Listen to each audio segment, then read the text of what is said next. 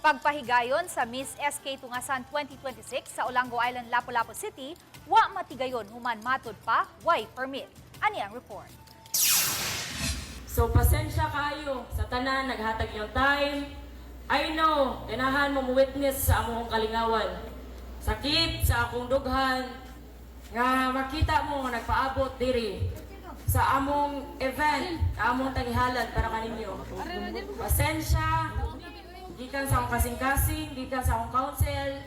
Tipikini sa pamahayag ni Tungasan SK Chairperson Jeda Blair Bahio ni adtong Sabado, July 11 sa gym sa Barangay Tungasan, Olango Island diin ipahigayon unta ang Miss SK Tungasan 2026. Andam na ang stage, lakip na ang mga contestants ug hurado, apan misaka sa stage si Bahio. Human sila gisita sa mga pulis kay matod pa wa sila'y permit sa ilang gipahigayong kalihukan. Matod ni Tungasan Barangay Captain Mark Vincent Baton, dili tinuod nga wa niya pirmahi ang permit. Gani nagpada siya og screenshot sa gipada niyang messages ngadto sa SK Chairperson kundiin matod niya mumatuod nga ni pirma gayud siya sa permit. Moingon pud siya didto nga kanang naay permit sa barangay niya.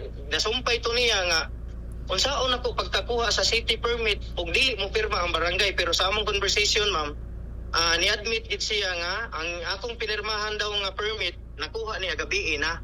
Gitataw usab ni Kapitan Baton nga nitabang usab siya nga mahangyo ang Chief of Police sa Police Station 1 nga matigayon ang kalihukan kay nakapirma naman siya sa permit. Nag-video call mi ma'am, nag-istorya mi.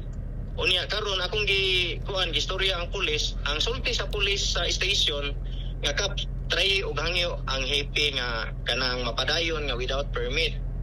Karon naistorya na pud ang SK sa hipi nga dili lang gid nila ikuan ma'am kay labi na karon ang ilang activity is mahitungod sa mga kabataan. Gihimakak usab ni Kapitan Baton nga may bulok politika ang hitabo. Tanan gisuportara na mo siya kay kanang nga event ma'am dili tingali na mogawas ang kwarta ug wa pay suporta ang barangay. Pero Ikan from the jersey sa barangay hall, barangay gym, ug wala pay support ang council ma'am or diri sa ako dili tingali siya maka-event tingali sama ato. Ang sipiat lang gid niya ma'am nga wala niya na comply ang gipangayo sa pulis. apan matod sa SK Chairperson, gabi ina ni adtong July 10, gipirmahan ni Kapitan Baton ang ilang permit busa na apiki na sila sa oras pagkuha og permit sa Mayor's Office.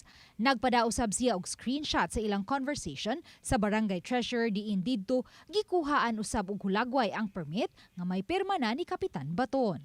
Ang nahitabo ato ma'am kay wala jud permahin ni Kap ang among permit, yang dated nga permit nga giprint sa among Barangay Treasurer is July 7, which is gipirmahan niya ma'am July 10 sa gabi and mag-close ang City Hall alas 5 sa hapon. Matod sa SK Chairperson, usa sa rason nganong nabugnaw ang pagtagad sa kapitan kaniya, human siya ni hangyo nga ipahunong una ang planong pag-ayom-ayom sa gym kay nakaschedule na ang mga kalihukan sa SK subay sa naghinangat nga fiesta sa barangay. Ya agto ma'am, feel na ko agto siya na murag nalain guro nga part nga kanong gipahunong ni open rami nga ipahunong but naaraman jud niya sa ang decision sa ma'am since siya may kapitan. Ang hepe sa Police Station 1 sa ilang bahin ni tataw usab nga igo lang nilang gipatuman ang unsa may nalatid sa balaod. Nga nagian to sa mobile responder ma'am katong activities nila. I-check ma'am og naabay permit. Na wala may meals permit na gi-present ma'am ang organizer. Uban ni Marlon Malgazo, Luan Merondina, Balitang Bisda.